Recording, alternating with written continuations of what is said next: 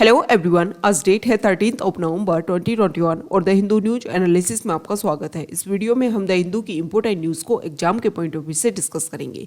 नीचे description box में Telegram channel volcano IAS academy का लिंक दिया हुआ है। First important article the Hindu के फ्रंट पेज से COP 26 की मीटिंग को लेकर के। नेक्स्ट जो COP 27 की जो मीटिंग होगी वो होगी इजिप्ट में 2022 में, और 2023 में जो 28 एडिशन होगा COP का मीटिंग का वो होगा UAE में। अगर COP 26 में क्या आउटकम्स निकले उसके बारे में हम डिस्कशन करें तो COP 26 में COP 21 की तरह कोई भी एग्रीमेंट साइन नहीं हुआ। जैसे COP 21 में जो 2015 में हुआ था, जिसमें पेरिस एग्रीमेंट एक आउटकम निकल करके आया था, जिसमें टेम्परेचर को हम ज़्यादा से ज़्यादा जो लिमिट है 1.5 डिग्री सेल्सियस से ज़्यादा नहीं बढ़ने देंगे, ये उस समय हमने टारगेट लिया था। और इसी तरीके का कोई भी टारगेट COP 26 में नहीं लिया गया। मेजरली डिस्कस किया गया कि जो टारगेट्स हमने अभी तक लिए हैं उन्हीं के ऊपर ही फोकस किया जाएगा।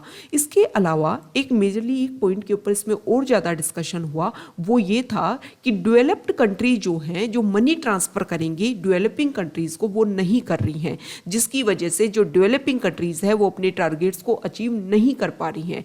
इसके लिए इस मीटिंग में जो COP 26 की मीटिंग हुई उसके क्लोज में एक पैरा में ये बात क्लियरली बोली गई है कि आप जो भी डेवलप्ड कंट्रीज हैं वो पैसा प्रोवाइड करें, मनी प्रोवाइड करें, टेक्नोलॉजी प्रोवाइड करें, किसको? डेवलपिंग कंट्रीज को, जिससे कि वो इजीली अपने टारगेट्स को अचीव कर पाए। इंडिया ने भी बार बार ये अर्ज किया था और इसमें क्लियरली बोला है कि हमें अगर आप पैसा नहीं दोगे तो 2025 तक हम हमारे टारगेट्स को अचीव नहीं कर पाएंगे। और भी बहुत सारी मेजरली इस पॉइंट्स के ऊपर डिस्कशन हुआ, जिसमें बात की गई, देखो CO2 के बाद में सबसे ज़्यादा जो एमिशन होता है और जिसकी वजह से जो हमारा क्लाइमेट है उसको सबसे ज़्यादा नुकसान पहुंचता है वो है मीथेन। तो इसमें कोशिश की गई है कि मीथेन का जो एमिशन है उसको कम करने की कोशिश की जाएगी। हालांकि जो इंडिया है, मीथेन प्लेज जो साइन हुआ उसमें चाइना, रूस और इंडिया जो है उसने इसको साइन नहीं किया, जबकि ऑस्ट्रेलिया ने कहा है कि वो मीथेन का एमिशन को लेकर के जो आप प्लेज लेकर के आ रहे हो वो उसको साइन नहीं करेगा। इसके अलावा COP 26 में टेम्परेचर को सबसे ज़्यादा जो फोकस किया गया है वो टेम्परेचर के ऊपर किया गया है, और टेम्परेचर को मेंटेन करने के लिए जो ट्रीज़ हैं, जो फॉरेस्ट हैं, उनको काटना बिल्कुल बंद किया जाएगा। मतलब धीरे धीरे उनके ऊपर कंट्रोल किया जाएगा कि उनको बिल्कुल भी ना काटा जाए। इसके अलावा अगर हम देखें तो इंडिया स्पेसिफिक अगर हम बात करें तो इंडिया ने भी बहुत सारे पॉइंट्स के ऊपर डिस्कशन किया है। इंडिया ने सबसे बड़ा टारगेट ये लिया है कि 2070 तक हमारा जो एमिशन है उसको हम नेट जीरो एमिशन लेकर के आएंगे, और 2030 तक जो हमारा एमिशन है उसको 50% तक हम धीरे धीरे रिड्यूस कर लेंगे। उसके बाद में नेक्स्ट जो 40 ईयर्स है उसमें हम धीरे धीरे कोशिश करेंगे कि नेट जीरो एमिशन को अचीव कर ले। इसके अलावा इंडिया ने ये बोला है कि देखो 2015 में पेरिस एग्रीमेंट में जो भी हमने टारगेट लिए थे उनको रिवाइज्ड नेचर में दोबारा से उन टारगेट को इंडिया ने अपनाया है। जैसे कि रिन्यूएबल एनर्जी का जो टारगेट है उसको बढ़ा दिया है, कार्बन इंटेंसिटी का जो एमिशन होता था उसको भी इंक्रीज करके 45% तक कर दिया है। बहुत सारे टारगेट्स इंडिया ने अचीव मतलब रिवाइज्ड नेचर में उनको दोबारा से लिया है, एक्सेप्ट किया है, और उसी के अकॉर्डिंग अपने टारगेट्स को इंडिया अचीव करने की कोशिश भी करेगा। नेक्स्ट इंपॉर्टेंट न्यूज़ है चेन्नई को लेकर के।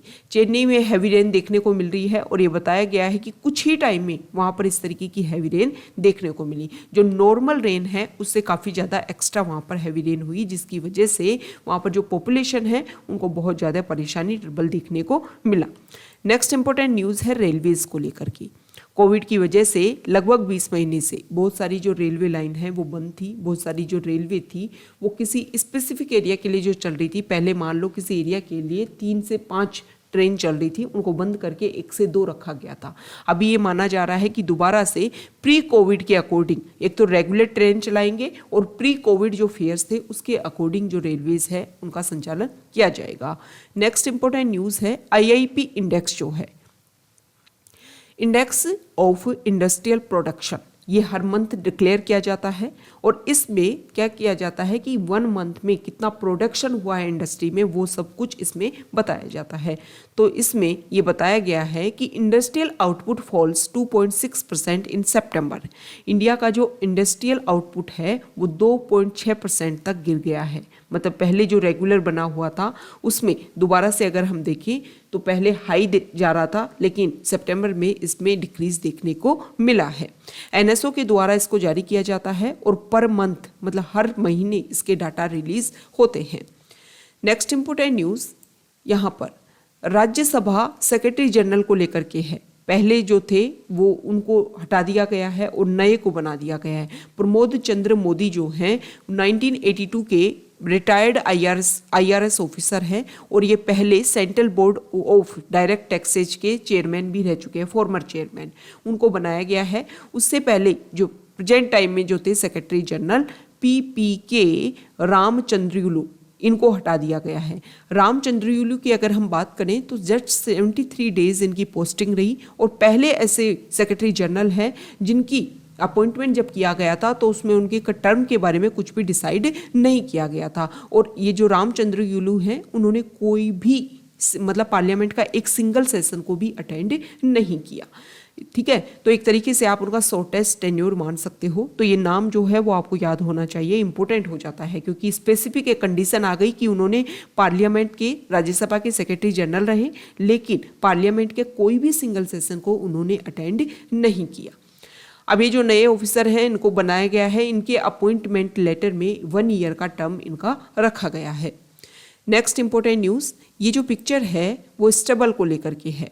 राइस को काटा गया और राइस को काटने के बाद में देखो आजकल सब कुछ जो है वो मशीन की वजह से, जो राइस की जब कटाई होती है उसकी कटिंग होती है तो एक ग्राउंड लेवल से बहुत ऊपर वाला जो एरिया है यहाँ से मशीन के द्वारा इनको काटा जाता है, जिसके कारण से जो ये जगह बचती है अब दोबारा से इस फार्म को जब दोबारा से तैयार करना है, किसके लिए, गेहूं के लिए, क्योंकि वीट उगाया जाता है। तो वीट के लिए जब आप तैयार करोगे तो इसकी वजह से जो प्रोडक्शन है वो काफ़ी कम होता है। इसलिए क्या कर देते हैं जो फार्मर्स है वो इनको जला देते हैं, पूरे के पूरे खेत जला देते हैं, जिसकी वजह से इनके एसिड जो होती है उनको फिर मिक्स कर दिया जाता है एक तरीके से फार्म में, इस सॉइल में। लेकिन इसकी वजह से जो NCR रीजन है, जो हमारी दिल्ली कैपिटल है, वो बहुत ज़्यादा परेशान हो रही है। इसी के लिए ये कोशिश की जा रही है इस बार कि इन सबको काट करके एक जगह इकट्ठा किया जा रहा है और बायोडिकम्पोजर जो बनाया गया है पूसा के द्वारा उसको यूज़ किया जाए और इसको क्या किया जाए, गलाया जाए और फिर इसको सॉइल में मिक्स किया जाए। इस तरीके से जब आप लैंड को प्रिपेयर करते हो तो लैंड की जो फर्टिलिटी रेट है वो भी इंक्रीज होती है। जो फार्मर्स हैं उनका एक तरीके से इनपुट जो है फार्म में, लैंड में, वो भी काफ़ी कम होता है। मतलब दोनों तरफ अगर हम देखें एनवायरनमेंट भी बच रहा है, जो हमारी फार्मर्स हैं उनकी इनकम भी सेव हो रही है और कंट्री को भी एक तरीके से इनडायरेक्टली इससे फ़ायदा हो रहा है। नेक्स्ट इंपॉर्टेंट न्यूज़, एक स्टडी सामने आई है और इस स्टडी में ये बोला गया कि जब कोविड के दौरान पेंडेमिक हुआ और पेंडेमिक के दौरान जब लॉकडाउन लगा तो स्कूल जो है वो लगभग 18 मंथ तक बंद रही। अब वहाँ पर कौन से बच्चों को एजुकेशन इजीली मिल पाई और कौन से बच्चों को नहीं मिल पाई उसको लेकर के एक सर्वे हुआ। ये जो सर्वे हुआ है national sample survey by ICRIER and LIRNEASIA लर्निएशिया, एक थिंक टैंक है, इन्होंने मिलकर के ऑन डिजिटल पॉलिसी के ऊपर इस सर्वे को कंडक्ट करवाया और इस सर्वे में ये माना गया कि only 20% of school age children in India had access to remote education during the pandemic. मतलब मान लो 100 बच्चे जिसमें से सिर्फ और सिर्फ 20 बच्चों के पास में ही एजुकेशन मिल पाई, या तो उन्होंने लाइव लेसन में पार्टिसिपेट किया, ओके, मतलब 20% को तो टोटल को एजुकेशन मिली, जिसमें से सिर्फ और आधे मतलब 100 में से सिर्फ 10 बच्चे ऐसे हैं जिन्होंने लाइव ऑनलाइन एजुकेशन क्लासेज ली। 10 बच्चे जो बचे हुए 10 है ना जिन्होंने एजुकेशन ली, या तो उन्होंने रिकॉर्डेड वीडियोस उनको मिले या किसी और तरीके से उन्होंने एजुकेशन को गेन किया। मतलब क्या है कि 80% जो बच्चे हैं वो एक दौड़ से बहुत पीछे रह गए हैं। अब उनको बराबर लाने के लिए गवर्नमेंट को एक्स्ट्रा जो एफर्ट्स हैं वो लगाने की ज़रूरत है। इस आर्टिकल में ये भी बोला गया कि देखो ये जो सर्वे कंडक्ट हुआ इसमें मेजर रीजन ये रहे कि बच्चों को एजुकेशन नहीं मिल पाई, उसका मेजर रीजन ये रहा low access to devices, poor signal and high cost prevented most children from reaping the benefits. ये मेजर रीजन रहे। इसके अलावा ऐसी फैमिली जिनके जो हेड थे वो लोअर एजुकेशन लेवल से आते थे या फिर रूरल हाउस होल्ड जो है वहाँ पर एजुकेशन के ऊपर ज़्यादा फोकस नहीं किया गया। वहाँ पर सबसे ज़्यादा वर्स्ट कंडीशन देखी गई है जहाँ पर लोअर सोशियो इकोनॉमिक क्लासेज हैं, मतलब ऐसा एरिया जहाँ पर एजुकेशन का लेवल अवेयरनेस ज़्यादा नहीं है, उन फैमिलीज़ में ज़्यादा जो बच्चे हैं उन्होंने एजुकेशन को गेन नहीं किया। 20% बच्चे जिन्होंने एजुकेशन ली उसमें से केवल 55% ऐसे थे जिन्होंने लाइव ऑनलाइन क्लासेज ली, 68% ऐसे थे जिन्होंने रिकॉर्डेड ऑडियो और वीडियो लेसन्स को लिया, 3/4 of the students had work sent to them और a smartphone usually via WhatsApp, मतलब इन्होंने तो क्लासेज ली, इनको सिर्फ होमवर्क भेज दिया गया इतनों को, और 61% वाया टेक्स्ट मैसेजेज, 61% को टेक्स्ट मैसेज के थ्रू होमवर्क भेज दिया गया। Almost 70% had contact with their teachers via phone calls, 70% बच्चे ये ऐसे थे जिनकी फ़ोन कॉल के थ्रू अपने टीचर से कनेक्टिविटी थी। तो ये इम्पोर्टेंट सर्वे है, ये डाटा जो है वो भी हमारे लिए इम्पोर्टेंट है और हम इनका यूज़ कर सकते हैं। इस तरीके के डाटा 1-2 होने चाहिए क्योंकि पेंडेमिक से रिलेटेड बहुत सारे साइड इफ़ेक्ट देखने को मिले हैं हर एरिया में, और एजुकेशन जो है वो किसी भी कंट्री का एक तरीके से फाउंडेशन बनाने में इम्पोर्टेंट रोल प्ले करती है। तो इसको लेकर के जो डिस्कशन है उसको लेकर के क्वेश्चंस मेंस में स्पेसिफिक उठ सकते हैं। Next important article editorial page से हम डिस्कस करेंगे COP26 की मीटिंग को लेकर के ही। इस आर्टिकल में ये बताया गया है कि COP26 में कोई भी सिग्निफिकेंट जो आउटकम है वो सामने नहीं आया। इसमें स्पेसिफिक पॉइंट पे डिस्कस किया गया है। वो देखो, जब ये मीटिंग नहीं हुई थी उससे पहले जो वेस्टर्न लीडर्स हैं वो बहुत ज़्यादा कोशिश कर रहे थे कि बहुत सारी कंट्री जो है वो अपने नेट जीरो गोल को अचीव करने की कोशिश करें। अब इसमें इंडिया ने भी अपना डिक्लेरेशन कर दिया कि 2070 तक हम अचीव करेंगे, 50 ईयर्स लंबा जो अपना टारगेट रखा है। तो इस आर्टिकल में ये बोला गया है कि देखो, मीटिंग्स होती हैं, पहले भी होती आई हैं, अभी भी होती आई हैं। अगर उन जो भी उसमें टारगेट लिए गए हैं उन टारगेट को अगर अचीव नहीं किया गया तो इस तरीके की जो मीटिंग्स हैं उनका आउटकम्स का कोई भी रिजल्ट सामने नहीं आएगा, और जो क्लाइमेट क्राइसिस है वो इस तरीके से इंक्रीज ही होता जाएगा। तो सबसे पहली बात यह है कि जो भी टारगेट्स लिए गए हैं उनको सभी कंट्रीज अपनी जो भी अपने टाइमलाइन डिसाइड की है, मान लो इंडिया ने 2070 डिसाइड किया है, लेकिन इंडिया कोशिश करे कि 2050 तक ही हम अपने टारगेट को अचीव कर पाएँ। जिन कंट्रीज़ ने 2050 तक अपने टारगेट को लिखा है वो 2040 तक अपने टारगेट को अचीव करने की कोशिश कर पाएँ, तभी जा करके हम अपने अर्थ का जो टेम्परेचर है उसको बढ़ने से रोक सकेंगे। Next important news page number 8 से, यहाँ पर जो फर्स्ट आर्टिकल है वहाँ पर देखो, इकोनॉमिक रिकवरी को मेंटेन करने के लिए जो सेंट्रल गवर्नमेंट है वो चीफ मिनिस्टर्स के साथ में डिस्कशन कर रहा है, और जो हमारे प्राइम मिनिस्टर हैं वो बैंकर्स के साथ में मीटिंग करेंगे 18 नवंबर को, ताकि मिलकर के डिसाइड हो सके कि किस तरीके से हम जो हमारी इकोनॉमी है उसको दोबारा से रिवाइवल कर पाएंगे। नेक्स्ट इंपॉर्टेंट न्यूज़, यहाँ पर जो आर्टिकल है वो डाटा प्रोटेक्शन बिल को लेकर के है।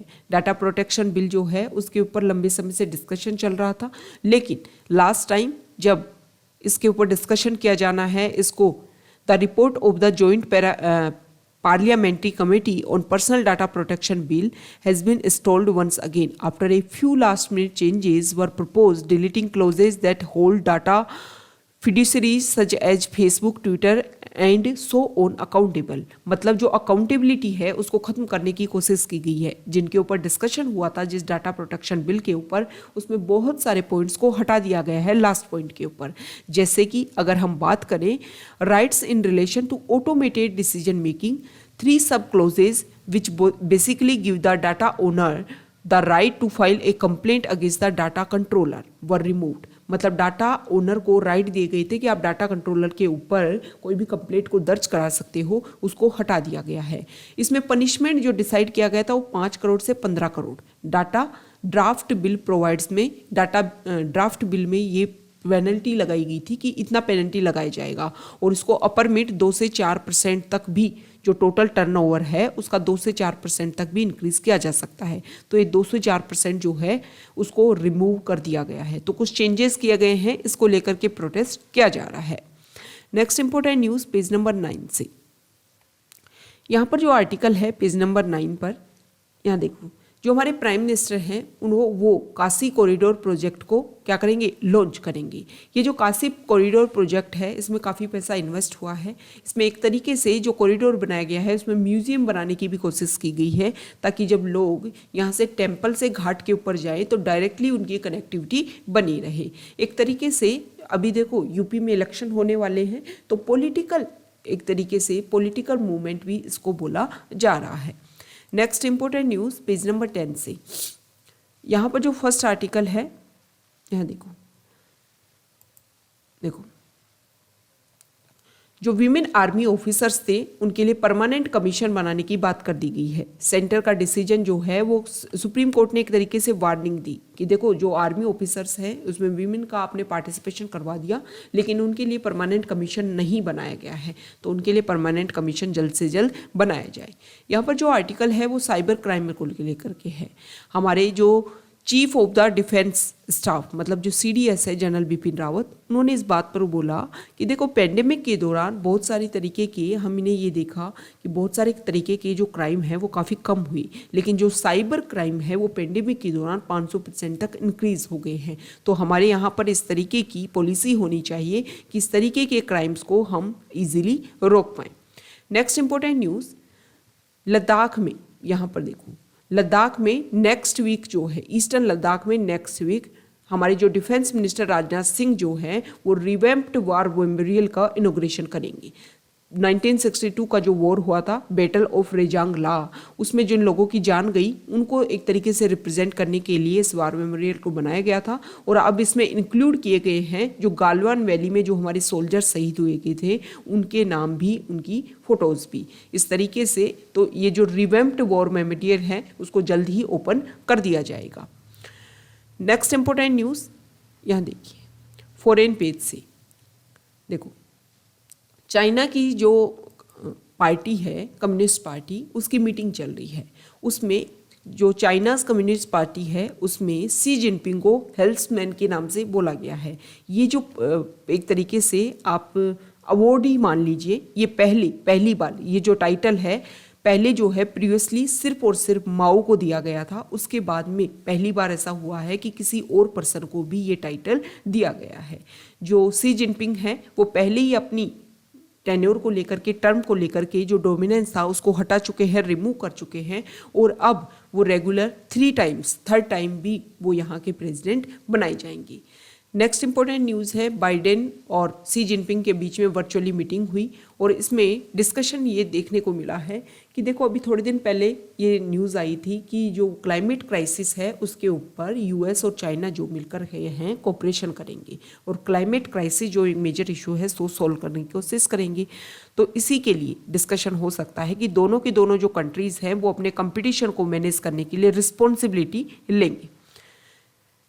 ठीक है, तो ये यहाँ पर जो न्यूज़ है वो US से लेकर के है। देखो बहुत सारे जो वर्कर्स हैं, एक तरीके से जो IT प्रोफेशनलिस्ट हैं वो US में वर्क करते हैं और उसमें मेजरली जो है वो इंडिया से बिलोंग करते हैं।